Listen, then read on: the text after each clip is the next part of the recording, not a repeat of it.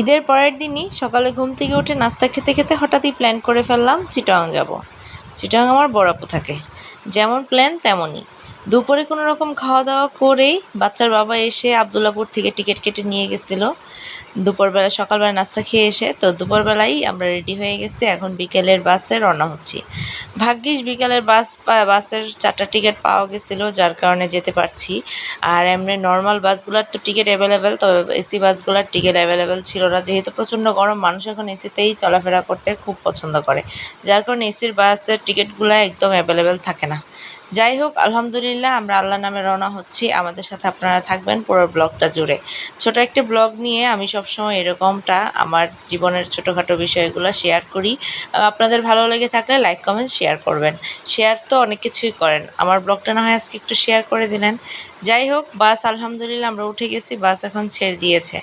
তো এই তো ছাড়তে ছাড়তে, যেহেতু আমরা 5টার বাসে উঠছি, ঢাকা পার হতে হতেই এই একদম 7টা 8টা 9টা বেজে গেছে। তো 7টা 8টা 9টা বেজে গেছে, এরপরে আমরা এই বাইরে যেহেতু দেখতেই পারতেছেন একদম অন্ধকার হয়ে গেছে। তো এইভাবে আমরা বাসায় কুমিল্লার উদ্দেশ্যে এখনও কুমিল্লা পৌঁছায়নি, প্রায় কুমিল্লার কাছাকাছি চলে আসছি। আর এইখানে ছিল ছোট্ট একটা ব্রিজ, যেটা আমার ভিডিওতে আসে নাই, বোঝা যাচ্ছিল না। এখন আমরা কুমিল্লা হোটেলে নেমে গেছি, একদম বাস এসে হোটেলের মুখোমুখি নামছে, যার কারণে নেমেই হোটেলের মুখে।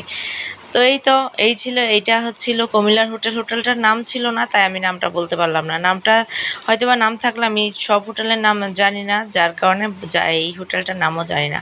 দোতলা ওয়াশরুমে, সবাই তো ওয়াশরুমে যাবে, ফ্রেশ হবে, এটাই স্বাভাবিক। আর ওয়াশরুমটা দেখেন খুব ক্লিন ছিল।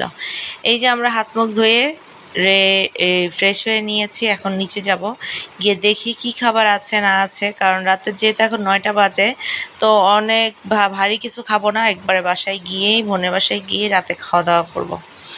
এইখানে অনেক কিছু ছিল বাচ্চাদের জন্য, চিপস চকলেট অনেক কিছু ছিল, তো এইগুলা ঘুরে দেখতেছিলাম। এরপর এখানে বেশ কিছু শপিং মলের মতো, যেমন জামা কাপড়ের কয়েকটা দোকান ছিল, দুই একটা, ওইগুলোর মধ্যে একটা দোকান খোলা ছিল।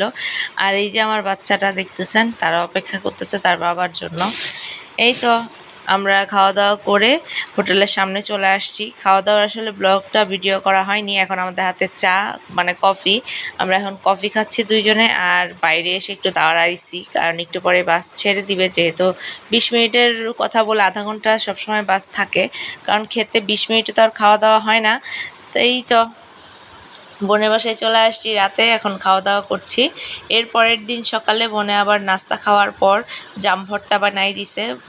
আর এই ছিল বোনের জামাই রাতের বেলা আসছে, তো দুইজনে মিলে দোকানে গিয়েছিল, আমার জন্য পান আনছে, অনেক কিছু আনছে। তো এটা নিয়ে আমরা সবাই মজা করতেছিলাম। আর এখানে হচ্ছে এই যে পুটলার মধ্যে মধু মানে এই কি জাম না, সরি, লিচু। তো এই তো দুলাভাইয়ের সাথে দাঁড়ায় দাঁড়ায় আমি ঝগড়া করতেছিলাম রান্নাঘরে, মানে চিল্লাচিল্লি, যে আমার জন্য পান আনছে সেটা নিয়েই। তো এই হচ্ছে বাচ্চাদের জন্য। আর আমাদের জন্য আইসক্রিমও আনছে, বাচ্চাগুলো পিছে পিছে ঘুরতেছে হাতে আইসক্রিম দেখে। আর এই যে উনি বাজার থেকে আসছে দেখে হ্যান্ড ওয়াশ করে নিচ্ছে, সচেতন নাগরিক। এই হচ্ছে আমার বোনের বাসা। সবাই আমার ব্লগটা ভালো লাগলে শেয়ার করে দেবেন, আমার পাশে থাকবেন। আর এই হচ্ছে আমাদের ছোট্টখাটো সময়, ভালো সময় পার করা আর কি। বোনের বাসায় আসছি, একা একা তো বাসায় ঈদ করতে ভালো লাগে না, তাই ভাবলাম ঈদের ছুটিটা না হয় বোনের সাথেই কাটাই। কারা কারা আমার মতো ঈদের পরের দিন বোনের বাড়ি বেড়াইতে গেছেন, মায়ের বাড়ি বেড়াইতে গেছেন, কমেন্টসে জানাবেন। আর আমার ব্লগটি ভালো লাগলে শেয়ার করবেন, আর ভালো না লাগলেও কিছু জানাবেন। সবাই ভালো থাকবেন, আল্লাহ হাফেজ।